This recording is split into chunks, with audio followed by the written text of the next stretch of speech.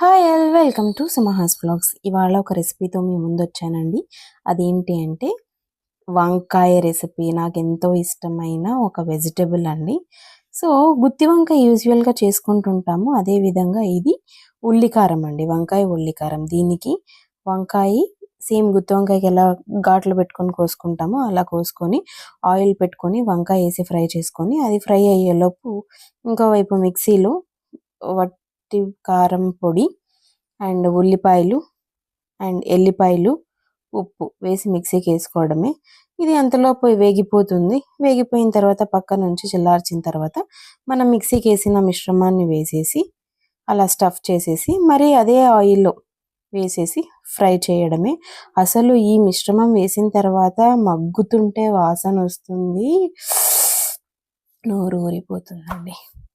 ఇదే రెసిపీ మీరు కూడా ట్రై చేయండి. చాలా చాలా బాగుంటుంది. చాలా క్విక్గా కూడా అయిపోతుంది రెసిపీ. అన్నము చపాతీతో చాలా బాగుంటుంది.